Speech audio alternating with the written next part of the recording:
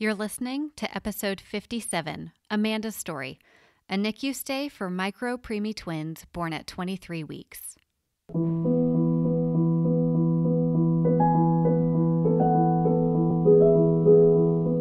Hi, and welcome to the Child Life On Call podcast.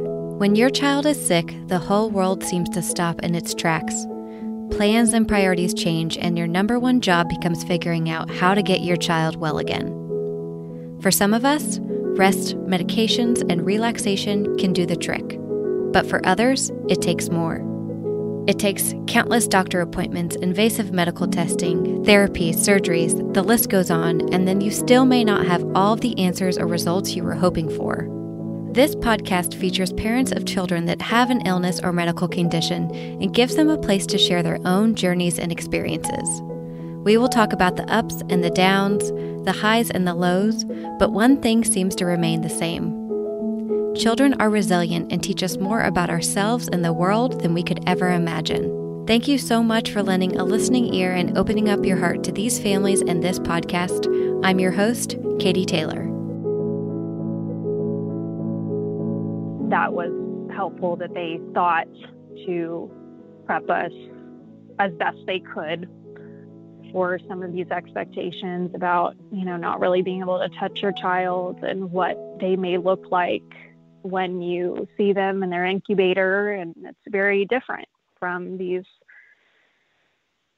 36, 40-week babies that are plump and healthy and crying, and your kids can't cry because they are intubated. They have their breathing tube, and you can't really talk to them too much or touch them too much. They didn't want them to be overstimulated.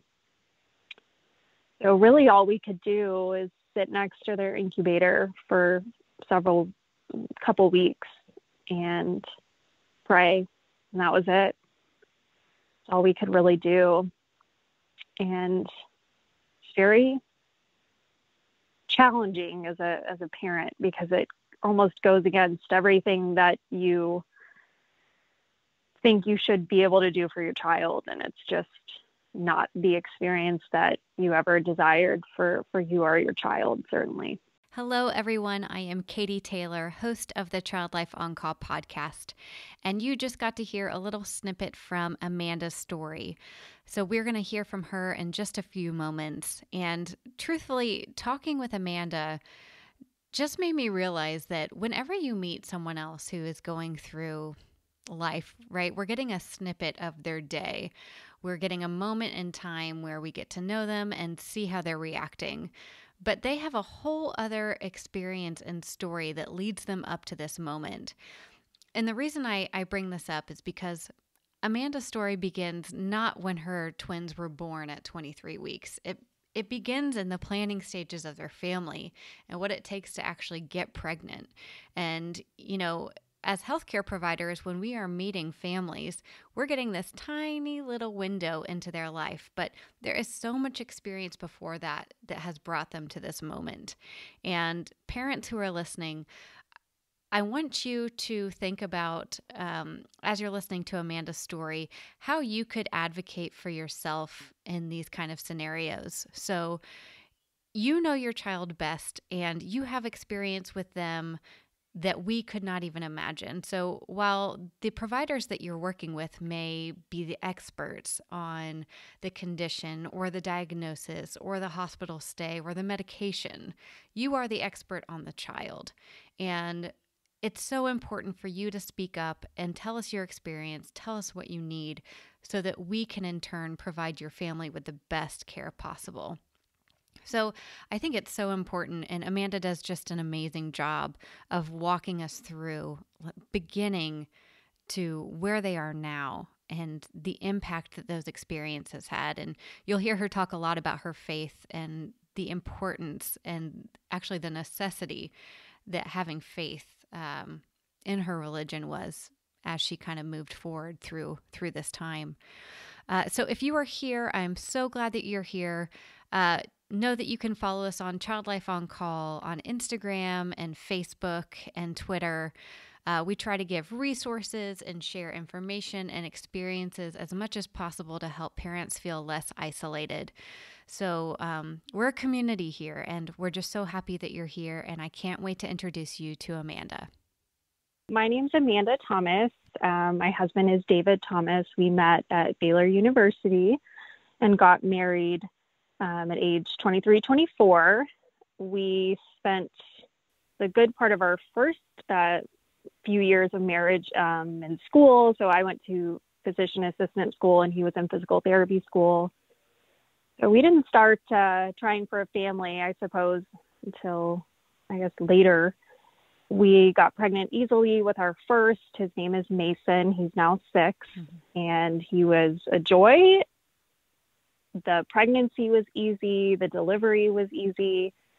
He came at like 36 weeks, but he was perfectly healthy and has been healthy. Fortunately, we were blessed with him in a very easy way. Then we started trying to get pregnant a year after that. So Mason's first birthday, we decided we wanted to try for another child. And that process pretty soon afterwards became clear that it was not working, and it was really my body that was not working well. I could tell based on my cycles and all that things were not working as they should. So fortunately for us, my doctor recognized that before that quote unquote 1 year mark that you have to get to prove that you are having fertility issues. And I was able to get testing done, which confirmed that I was not ovulating. Unfortunately, there wasn't a reason for it to quote unquote treat, but we did a couple cycles with a medication called Clomid that failed. Then we went to fertility specialist, which was a different world, certainly. And I think once you have a baby as easily as we did, we never thought we would be in that kind of room having those kinds of discussions. But there we were, and we started our treatments, and we were fortunate enough on our third IUI round to get pregnant with Luke and Levi. So I had actually just switched jobs and was so very sick. So we thought there was a chance, and there's a increased chance of twins with fertility or multiples with fertility. So we knew that going in, and still shocked. I think any mom or dad is shocked when they tell you there's more than one in there. Right. But we were very excited because we had prayed for another child for our family. And as many parents who have been through the fertility journey know, I mean, it's very grueling and it's very taxing on not only your mental health, but your relationship. It's very challenging. And we were very blessed and very excited. We kind of continued on with our normal life. I didn't really, besides feeling very nauseated, I wasn't really having any issues with the pregnancy. Everything was looking good. I had gone out of town with a couple of girlfriends to Arizona around, I don't even think we had told everyone we were pregnant yet. So pretty early on still. And I woke up one morning and I felt like my water had broken. I had that with my first child when I went into labor with him, and it felt like my water broke. So I went to the ER there, and they didn't really have anything to say except, the babies are still there and you're going to have to fly home and see your doctor. There wasn't really anything to do at that point. So I thought I was miscarrying and would have to fly home to Dallas. And I tried to get home as soon as I could because all I wanted to do was just be with my husband for support in case that's where things were headed. So I landed, and of course it was a weekend, so I couldn't see the doctor until the next day, but they found a polyp and removed that off of my cervix and thought that was it, and that was why, and the bleeding stopped at that point. And so we were very thankful that that's all we thought was going on. So we, again, kind of continued down the road. I had some on and off bleeding still that persisted, not quite as much as that episode, but it was definitely a more stress-inducing pregnancy than my first, because I thought at any moment I was going to lose them. We fortunately made it to our 20-week anatomy scan. Everything was perfect. When the sonographer did my ultrasound, however, and looked at the length of my cervix and all that, it looked like my cervix was shortening. So they had me follow up pretty soon after, and it had shortened more. So at that point, I was put on bed rest, but I was able to be at home, which was very nice. I think all moms think, okay, this is going to be great. I'm going to rest in my bed and, I'll get a break. And it was great for about 2 hours. And then, bed rest is no fun after that. Mm-hmm. But I did what I was told, and my husband stepped up to the plate and took care of everything. And we're fortunate that we have both of our families here, and they took care of us, and we did what we needed to do. And we were fortunate enough to have support around us to make that happen. Unfortunately, when I did my follow-up with the specialist, I went in, and the sonographer came in and was talking all about how perfect the boys looked and how great their measurements were. And then she went to my cervix, and there was nothing there. I could see it, and her face just dropped, and she said she needed to leave the room to get the doctor. And of course, everyone knows in that situation, it's never going to be good news, right? So he comes in and says, well, you are going straight to the hospital now. You can't do bed rest at home anymore, which we understood. So we drove straight to the hospital where I was admitted. The doctors came in, a slew of them, my OBGYN, the specialists, the NICU doctors. It was very overwhelming, to say the least. But at that point, I was not in active labor. So I think there was a big hope that I could be on bed rest and ride this thing out. Then I started having contractions. And so then they admitted me to the L&D floor, where they gave me magnesium, which is an awful drug. It's perfect at doing what it needs to do, which is stopping labor, but the side effects are really awful. I was very sick. My blood pressure dropped to like 60s over 30s, and it was a very scary moment for David, I think. And I was kind of vomiting and almost passing out, and it was very awful. But I think it did its job, and then it kind of slowed down my contractions. But my contractions persisted, and they were somewhat regular. So I think the NICU doctors then came in and proceeded to kind of ask us the question that you will get, around that time of your pregnancy. If the boys come, do you want us to try to save them, or do you want to let them pass? And that's a pretty awful conversation to have. I appreciated the NICU doctors. They were very straightforward. Their expectations were clear. If I were to give birth that day versus if I were to give birth, at 28 weeks, their lungs would be in much better shape. And that was really the goal. We were trying to get to 28 weeks. But they understood, and we understood that there was a big chance that I wasn't going to make it to that point. So they went through, their percentage of complications, lung complications, brain bleeds, infections, obviously the rate of death. And it was a very surreal conversation. And our OB, who I adore, was in the room, and she shares a very similar faith to us. And she said, yes, you guys need to do everything you can. And we felt the same. I mean, I think as a parent, it's hard to say, no, don't do everything. We wanted them to do everything that they could. And we understood that they may not make it. And if they did, it would be a very complicated, or could be a complicated journey.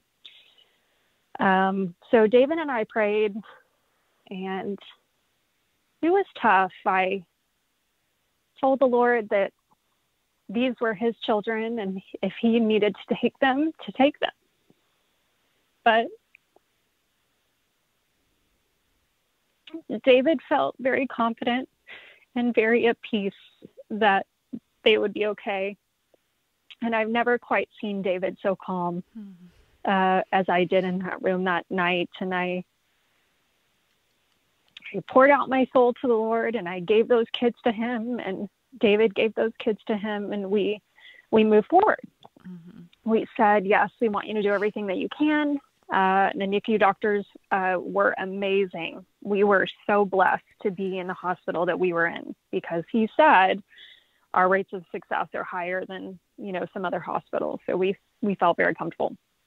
So we moved on from that night. I was able to be on bed rest in the hospital for a few more days. And then they abruptly came on July 31st at 23 weeks and 6 days. They almost made it to 24 weeks, few hours short of 24 weeks. The C-section, I had an emergency C-section. My OB, who was not on call but lived close, drove up. Then we had another OB that was on call. So there were a lot of people there. Unfortunately, Luke, my twin A, as we would call him, decided that he wanted to come very abruptly. So he did not wait for anyone except for the anesthesiologist, and I had not yet had my spinal put in. So it was a very traumatic emergency C-section, and they actually called Luke a breech C-section because he was trying to come out of the canal, and they had to pull him back out through the C-section. So it was a very scary, surreal moment, and the NICU docs were all there. Their teams were there. They took pictures, which was very nice, because you're not certain what's going to happen in those few minutes and what's going to happen the next few hours. If, your boys are going to be able to be intubated, and if not, they certainly wouldn't make it. So it was a very traumatic C-section delivery, and I did suffer from nightmares from that experience for a while. It was definitely a moment where you feel completely out of control, and you have nothing to give your children to help them. It's a very helpless feeling, and you are just praying that the people that are in that room with you can do everything that they can to save your kids. And there's nothing you can do except for pray. And we did pray, and we prayed some more. And luckily both boys were able to be intubated successfully, which allowed, their breathing to continue. And they put them in their little incubators, and off they went to the NICU. It was, a good feeling that they were able to be taken to the NICU, that we were able to at least make it out of the delivery room. But certainly that began our journey of uncertainty every day. And they will tell you this most of the time when you go into the NICU, that every day is different. Every baby is different. Nothing is the same potentially 24 hours later than it was. Things can change very quickly. They also told us about this quote unquote honeymoon phase that will last like the first 24, 48 hours, where your kids seem to be doing okay right after you deliver. And then the honeymoon phase ends and the complications start up. So we were prepared. I think the problem for most, I should say, I don't know most women, but I was on a lot of pain meds. My C-section was quite traumatic. So I was in a lot of pain. So I wasn't really super aware those first couple of days of what was really going on. And you're very sleep deprived and you're trying to breastfeed because certainly you want your micro preemies to get all the support they can, and you're hoping that your body's going to make enough milk. And that was a stress as well. I'll never forget the NICU doc came rushing into our room at like 3 a.m. a couple of days after they were born, and Luke had a significant lung bleed. And I didn't understand what she was saying. I was on some pain medication and didn't really fully appreciate what she was saying. And luckily David was there and was able to go and be with him. But it was challenging, I think, because I couldn't even walk very well. To try to get down to the NICU from my room was even a challenge. But eventually, you heal up from your surgery. But those first few days of just not really knowing, and then not being able to be as present as you feel like you need to be, because you're trying to recover from your delivery.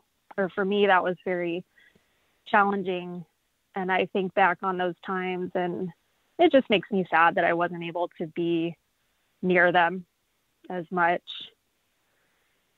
But eventually, I was able to kind of get down to the NICU, and we were fortunate enough to live not too far from the hospital. So even when I was discharged, I was able to get to the hospital fairly easily and regularly.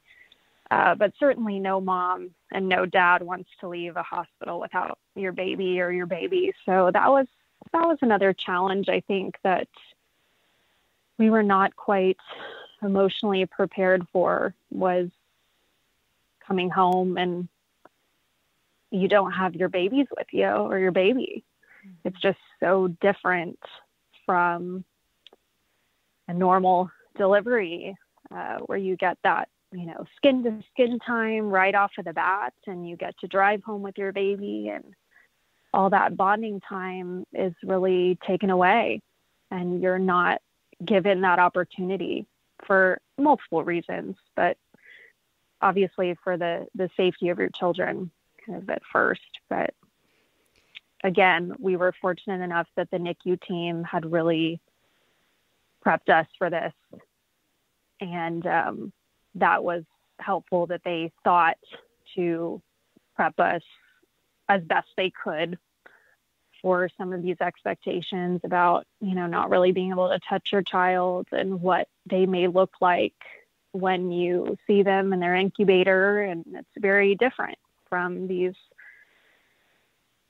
36, 40-week babies that are plump and healthy and crying, and your kids can't cry because they are intubated. They have their breathing tube, and you can't really talk to them too much or touch them too much. They didn't want them to be overstimulated.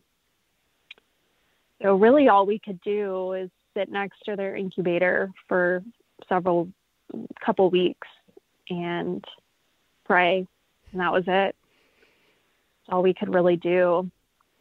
And it's very challenging as a parent, because it almost goes against everything that you think you should be able to do for your child. And it's just not the experience that you ever desired for you or your child, certainly.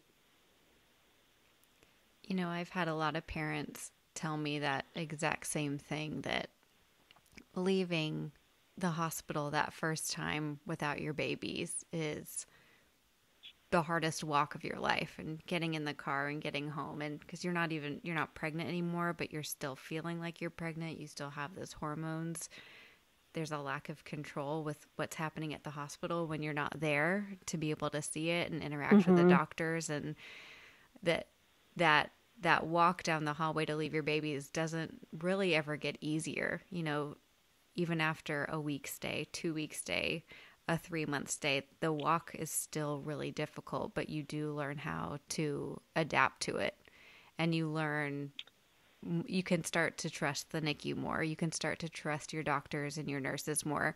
So leaving never gets easier, but you have a better understanding of the environment. So leaving it doesn't feel like you're leaving a foreign country and leaving your baby there. You just, you get what's happening more, and that actually can be helpful. Mm-hmm.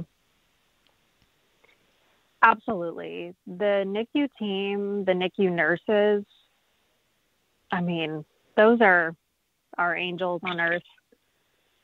They are so kind and generous with their time and explaining how things typically work and supporting you in the times of uncertainty. I found it extremely helpful that most of the NICU nurses were quite grounded and very realistic, and they were not filling us with false hopes, if that makes sense, because I'm a very realistic person, and I needed people around me to support me, but that were also very honest in what was happening, so that I could truly understand what was going on with our boys day to day. As I said, every day is so different, and the infections, the bleeds, the scans, the pokes, my gosh, those poor NICU babies, the pokes, the blood draws every day, you know, their IVs are placed sometimes on their head, which is so very different from where you see IVs everywhere else. It's very alarming when you're seeing your baby getting all this done. But when they explain to you why they're doing this, how it's being done, I think it makes it easier to accept this is your reality now, because you go into survival mode. You want the best for your kids and you want the best treatment. And for me and David, fortunately, with our medical backgrounds, I was very comfortable with everything they were telling me and understood. Some of our friends that we made in the NICU did not have that medical background. I think they found that a bit more challenging. So we felt very blessed to be able to understand some of what was going on. Certainly, we didn't understand everything. NICU babies are very different and their needs are very different. I think the one thing that sticks out is their oxygen needs is very different. The alarms that go off all the time is very different. And I will never forget the alarm sounds in that NICU. I will never forget them.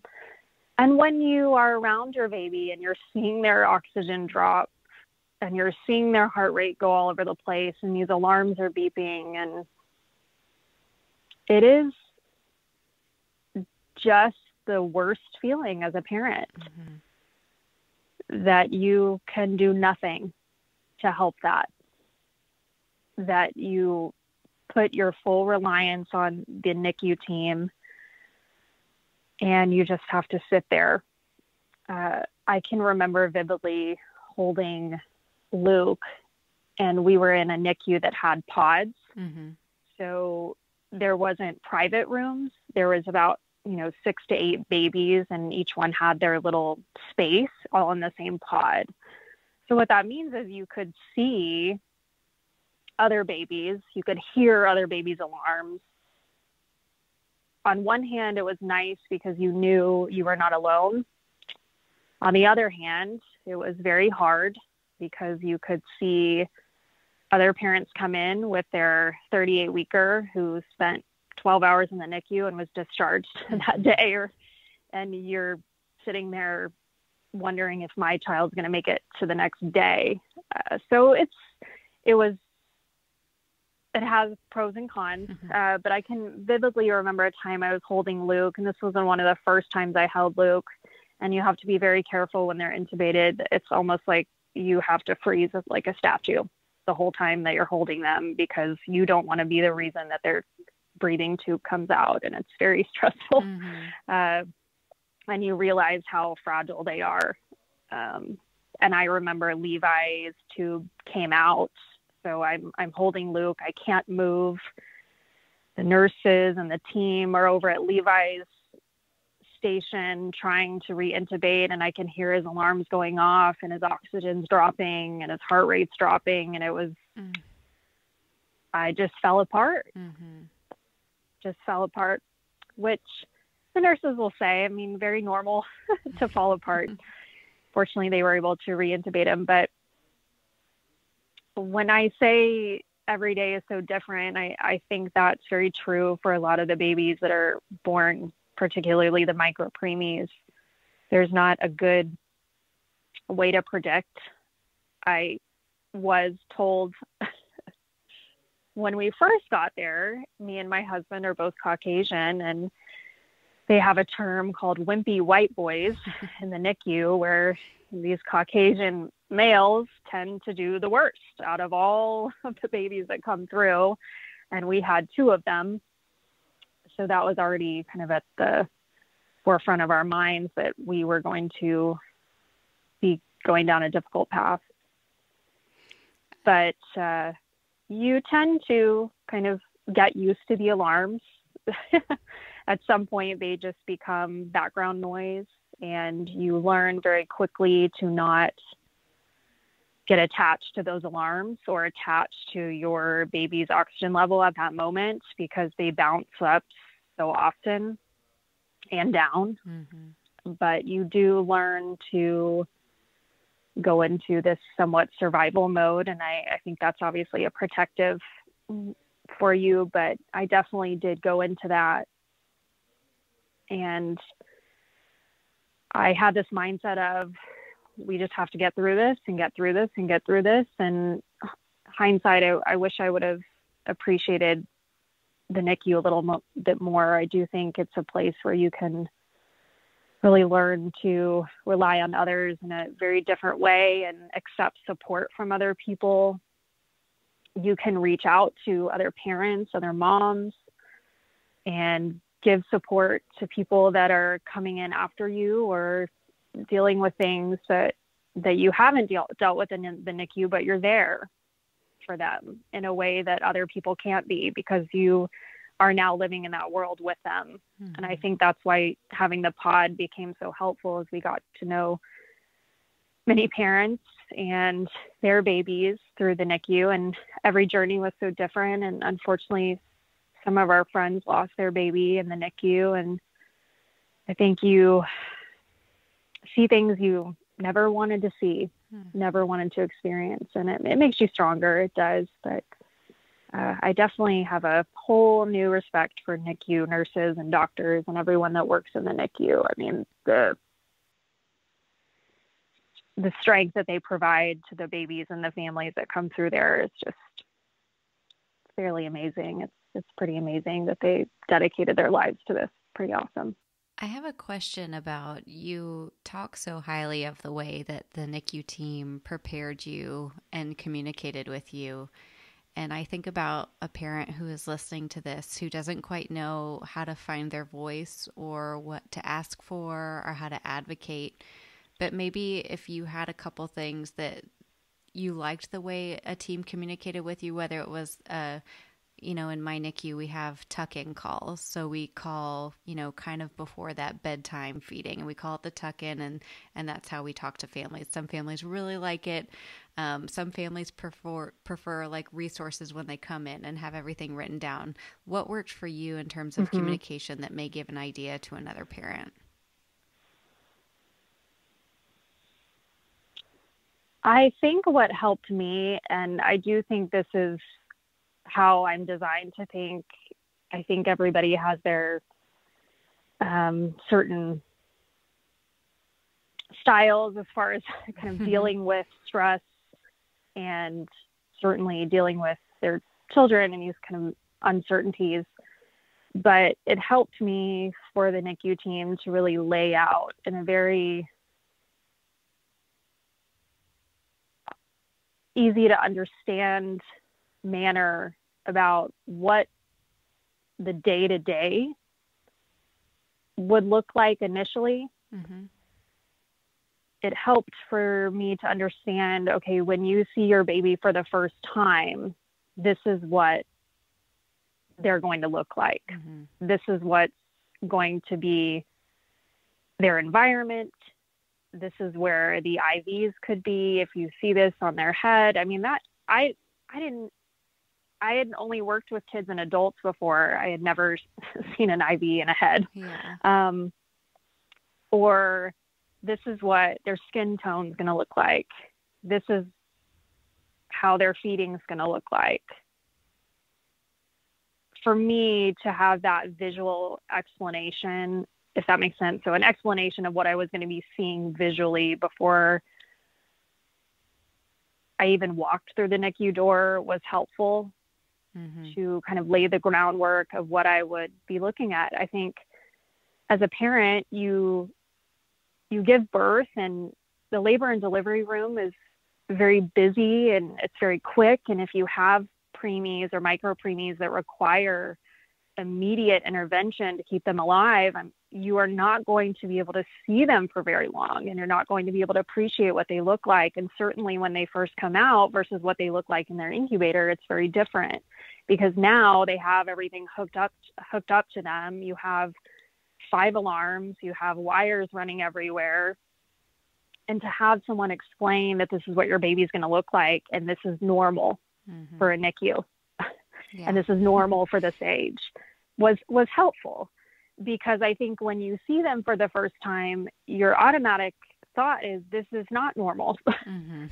I shouldn't be in here. My baby shouldn't look like this. They shouldn't have everything hooked up to them, right? That's just, I think, a natural thought process. But for them to explain and really ground me in my expectations of what could take place, I think it was helpful, albeit one of the hardest conversations of my life, from the NICU doctor explaining some of the complications that they could see in a baby that's born as early as my twins were, because it set the expectations for what they were testing for, why they were doing scans on the brain and ultrasounds and all that stuff, and taking their blood all the time. Because I think in your mind, you're like, why are you taking more blood from this baby that's only 1 pound? I mean, there's nothing in there, right? And for them to really explain what they're watching for and what they're looking for and why they're doing it was very helpful. And again, I mean, I think we were blessed to have a medical background, so I understood. But I think the biggest thing is when it first happens, especially for these emergency deliveries where you're not really expecting to be in the NICU that night. You thought, maybe in a few weeks or a few months, hopefully you would be there, but not then. It does all happen very fast, and the shock of it is very challenging. So I do think that NICU team really setting those expectations was helpful to at least kind of get us through those first few days, because it is a very shocking time where it's hard to believe that you're even where you are, and it's hard to believe that your child where they are. It's a very hard reality to accept. I think that makes a lot of sense. It's, when you're not totally sure about what's going to happen in a situation, any kind of details that you can hold on to and understand beforehand can help you when you get there. So, I mean, it makes total sense that kind of preparation would be helpful. And I had another question for you, just thinking about kind of, the alarms that you're talking about and the length of stay. I want to hear what the boys' lengths of stays were. But throughout that time, how did you take care of you when you went home? I know you had Mason at home, but what helped you? You said, we just got to get through this. We just got to get through this was kind of your motto when you were there. But how did you get through it? Honestly, Mason was the biggest blessing. He was such a great distraction from everything. And he was always so busy and still fairly young and required a lot of our attention at that time. So that was a big blessing. I do think the support of our family was very important and very helpful, and we were blessed with that. I think we realized in the NICU very quickly that not everyone has that. So we felt very blessed by that. I will say the biggest thing for me and David personally is our faith. And fortunately, we share the same faith. I don't think I've ever prayed so hard, prayed so consistently, thought about God's will as much as I did during that time. It was such a bittersweet experience, I think, as a person of faith, because you're going through such a struggle that you certainly do not want to go through, and certainly don't want to see your children go through. And you never wanted to be in a NICU. You never wanted to be there. No one ever wants to be in a NICU. But I've never felt the presence of God like I did when I was in that NICU. So I do think that honestly is what carried David and I through. And I think for a lot of parents in the NICU that have a faith, whatever faith that may be, I think it's a wonderful thing to be able to rely on in a time where you feel at your weakest. And it can be very isolating because you may not know people that have gone down this road before. Me and David did not know anyone that had micro preemies. We did have a friend who did have twins in a NICU in the years ahead of when we were, and she reached out immediately, and that was very helpful. But I think our reliance on our faith was the biggest thing and the most consistent thing that we turned to during that time. I think logistically speaking, we had a church that surrounded us very quickly and a Sunday school class that surrounded us very quickly and provided us with a lot of meals and gift cards that we found extremely helpful because, when you're trying to work and you're taking care of other family members and trying to get to the hospital, there's not a lot of time for cooking and cleaning and laundry and all that stuff. So I do think it was extremely helpful to be surrounded by so much support, kind of logistically speaking, just to provide meals for us was big. But yeah, I think I'll go back to it all the time. Our relationship with Christ was the thing that carried us through, and he was with us, and we knew, because not every parent, I think, understands, certainly. But I think when you're in that position and you feel so helpless and isolated and alone, it is a very dark time. And the only light that we had was him, and he provided us with peace and comfort that nothing and no one else could have provided us with. And that's what I say when that was the sweet side of the bittersweet journey for the NICU for us, was that awareness of his presence consistently, and the amount of people that were praying for us.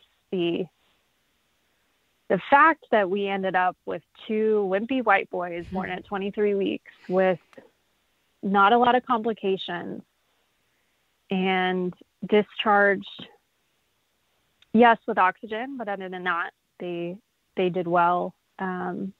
Is nothing short of a miracle. I mean, and to have two of them is just, to me, and I think most NICU parents would say that, you feel like your baby's a miracle, a living miracle. And I will just never forget that part of our journey is that relationship and that faith that we relied on. I've had so many parents share the importance of faith in something during a time like that.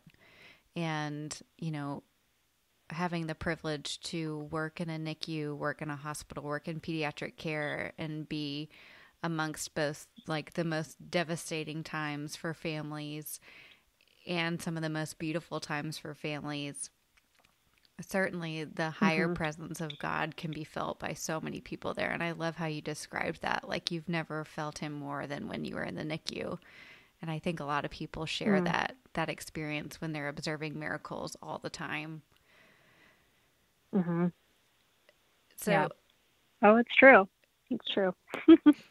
talk to us about, kind of the end of your stay and going home on oxygen, which I know those last few weeks for families before discharge, if they have a micro preemie, it's like the oxygen game of going up and down, will we, won't we, is just the emotional turmoil. It's almost like when you am I going to give birth? Am I not? Are they going to, it's just, that is so hard. Right. Talk to us about the reality of taking babies home on oxygen and what is that actually like?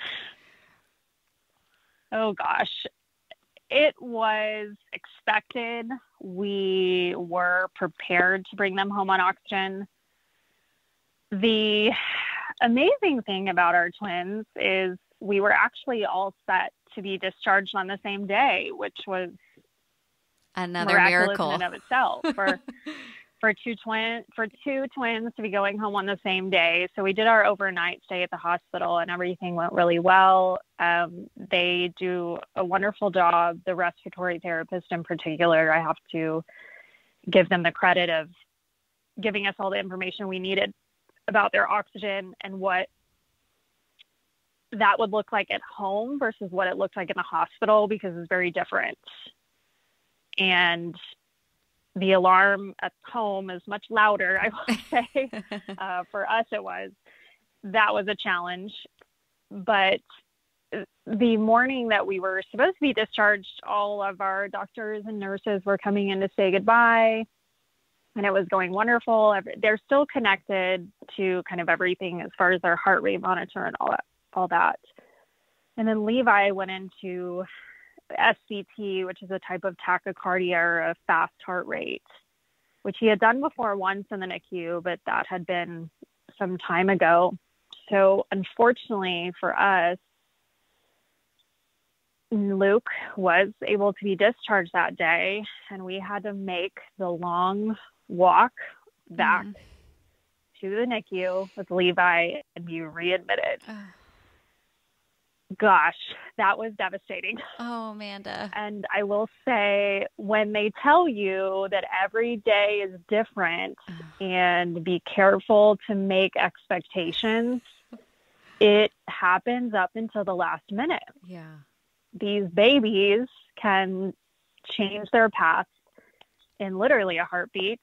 And that was challenging because we were all set and we had everything ready to go and prepared and had to do that walk back to the NICU and be readmitted. And I did break down in the hallway.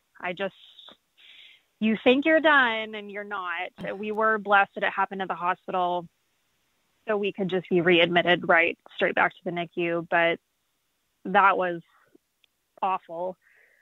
But again, I think we recognized how blessed we had been with our boys. They had not had a very complicated NICU stay, which was pretty amazing. So we understood from a micro preemie standpoint that these boys would probably be on oxygen going home. So we never really expected for them to be off of it.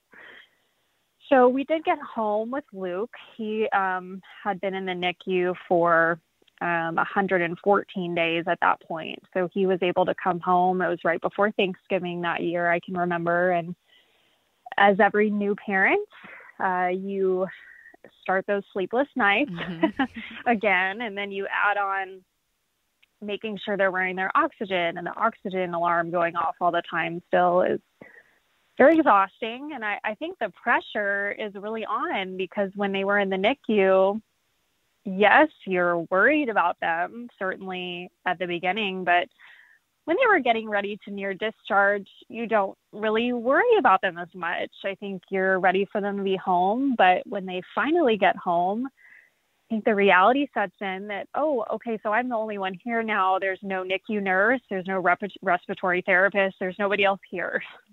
And that was very frightening.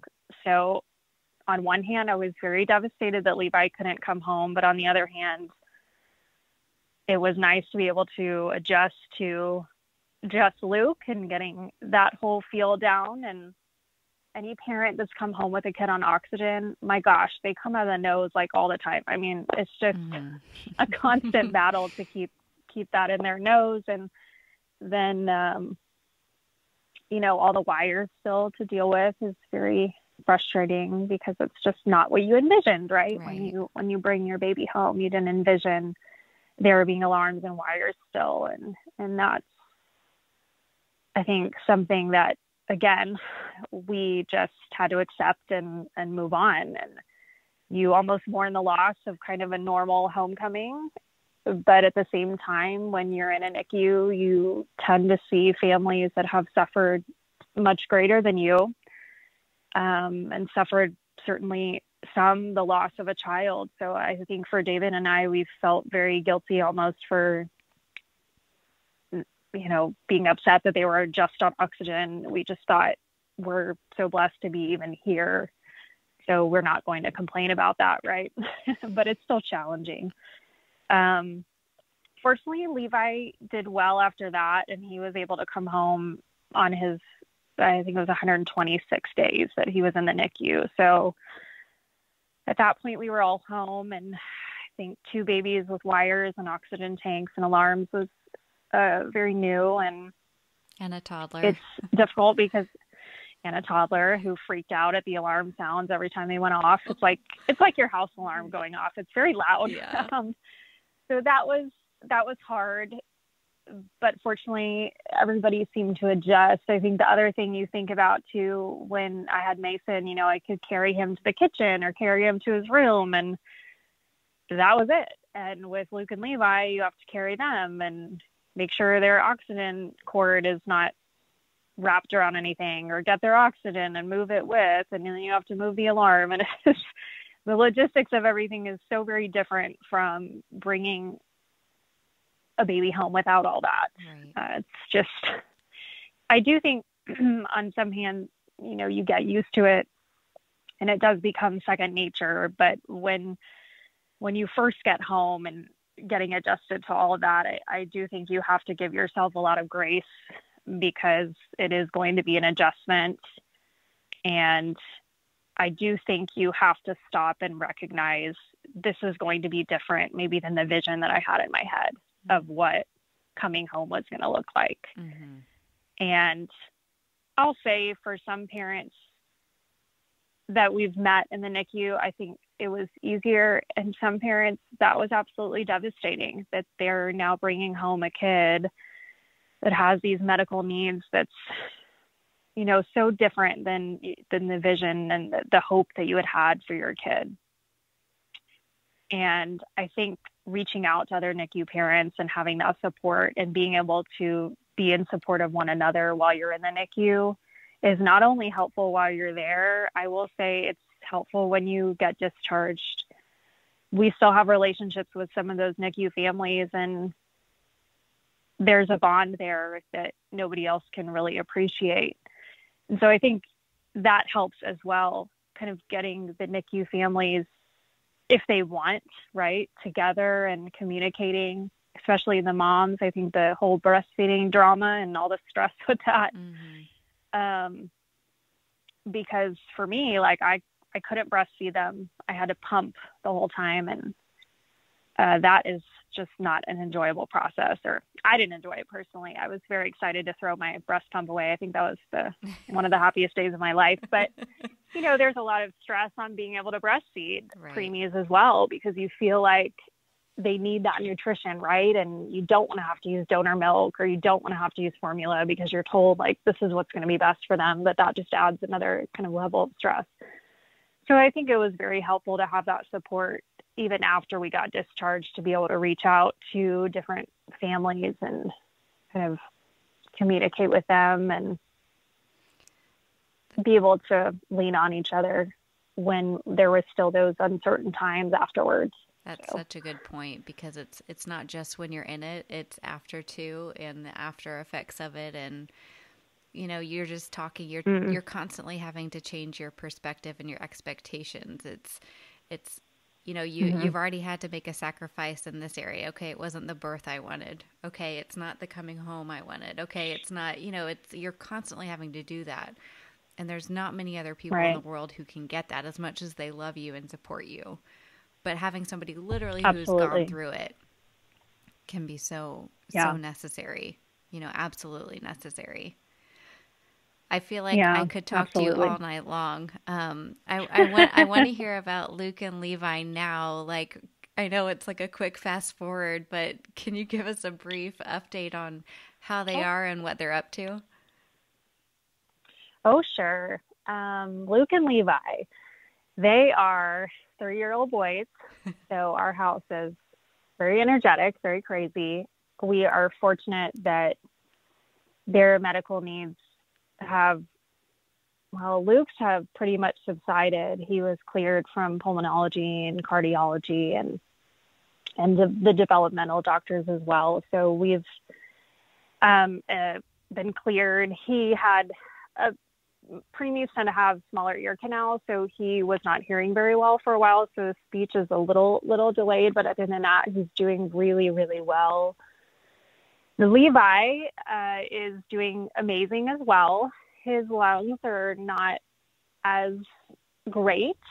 We started them in daycare when they turned 2. I think with micro preemies in particular, they'll tell you they don't really need to be out in the world for a couple years. Mm-hmm. So we lived a very, I should say, pandemic life before the pandemic hit this year. Mm-hmm.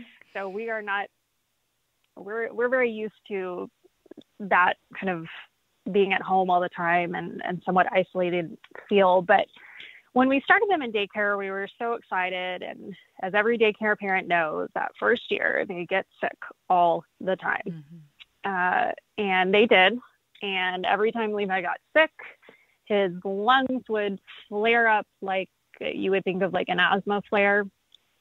And we would end up either in the ER or admitted to the hospital with low oxygen and fast breathing. And he did end up hospitalized for over a week with RSV, which as a preemie parent, you fear RSV when you get discharged. Luckily, he was already 2 when he got it, but we still had a rough course with that.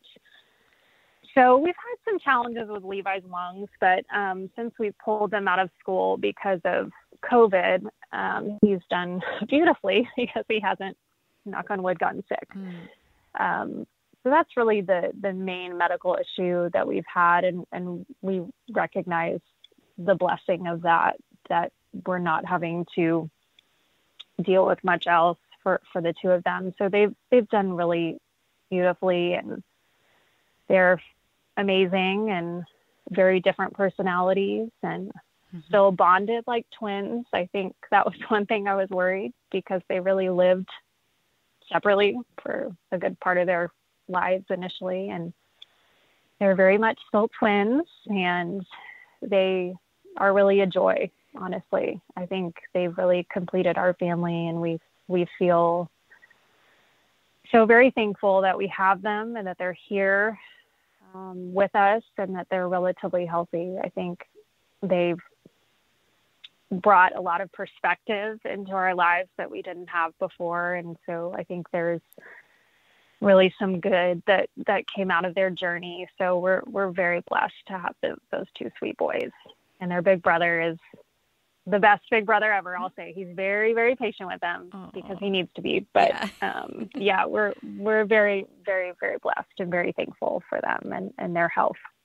Well, I would add to, you give so much credit to, your faith and the NICU team and the care that they received. But just listening to you, Amanda, speak, there's just no doubt that you and David as their parents is another huge reason that they have just done so well. And the way that you're speaking and looking back on your experience, it feels like it's kind of flooding back to you. You know what I mean? It feels like with the accuracy and detail that you remember of, your ultrasound at 20 weeks and the discharge home and that walk down the hallway, like those moments don't leave you, and that just shows the imprint that they have on your heart and how lucky they are to have you as their mom. Oh, you're so sweet. I think that's just most NICU parents will say, I mean, you're given this child, and at some point you accept the circumstances, and you wouldn't have it any other way. I mean, they've blessed your life in a way that you didn't intend them to. So I think we've done, I pray we've done what any other parent would do. And I think it doesn't make it any less of a challenging experience. I think when I talk about my nightmares that I had, and, you know, there's certainly things about our NICU days that I don't remember fondly, and that do bring up some real sadness and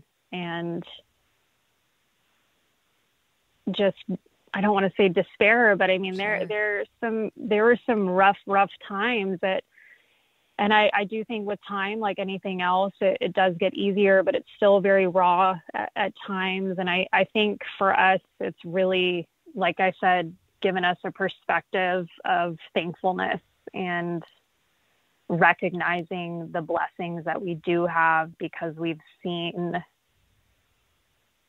worse times, you know, as a family, we've kind of lived through that. So I think one of the great things about our faith is you can look back on these times and have those sweet memories, because you realize what you've been brought out of and how you've been blessed through that journey that when you were in it was very, very hard. But we're able to look back on it now with joy and thankfulness, because we're very blessed. So, but I appreciate you saying that. Of course. Well, it's like that grace you talked about, giving yourself grace when you came home. And when you and I first asked you if you would share on the podcast, you had said, you know, I think there's been enough time. I'm ready to talk about it, but it's giving yourself that time to not think about it if you have to, or seek help, talk to other parents, you know, reach out to your doctor. Yeah. Just being willing Absolutely. to have all that stuff be okay as well. Absolutely. Yeah. I think it's just a time where you have to realize that it's okay for your weakness to be shown. We all have things that we deal with, maybe not as well as we would like to deal with them. And I do think the NICU is one of the best places, I think, where I've seen parents, you know, you just put all your pride away and this is who you are. And you need, I think for me, I needed to take care of myself in order to take care of my kids. And that becomes pretty apparent very quickly in the NICU when you're under such stress and uncertainty. I think you have to get to a place where you can take care of yourself, whatever that looks like. I think for David, it looked different than what it did for me. As a couple, it was different. So yeah, I do think you're right. Reaching out to people that you need to be reaching out to, whether that be a friend in the NICU, you know, your mom, your sister, your doctor, somebody that can help, because it's not a normal process to go through. And your whole life, you've been trained to think, right, this is how I'm going to have my baby and this is what it's going to look like. And when it's not that way, it's a very devastating reality. But we're very lucky and blessed that we made it through, and we're on the other side. I think certainly we're happy to have that chapter, that chapter done. But would you mind sharing your Instagram if people are interested in following with you and seeing how the boys are doing, or even just being able to reach out to you if they had any questions? Oh, sure. Yeah. My Instagram, do you call it name? Yeah. Instagram name? Yeah. Perfect. Me and technology are not like super tight. AB as in boy, Thomas 415 is my Instagram. Okay. And absolutely, people can certainly reach out. Like I said, every baby's journey is very different. Every family's journey through the NICU is very different. So it's not all the same, but certainly we've been there and we understand parts of maybe what other people are going through. And so anything really to help support those people that are presently going through it. Absolutely. Well, thank you so much for sharing, Levi and Luke and Mason and David, and just your whole family for being so vulnerable and courageous and talking about these experiences. I have no doubt there's a family who's going to listen and feel connected to what you're saying, and then within themselves see a lot of the experiences that you've had. So thank you so much. Thank you for listening to the Child Life On Call podcast. I'm your host, Katie Taylor, and you can follow us at Child Life On Call on Facebook, Twitter, and Instagram. Please rate and review to make it easier for other families to find us. We have cute merch available at www.bonfire.com/store/childlifeoncall, and you can listen to more episodes and find resources at childlifepodcast.com.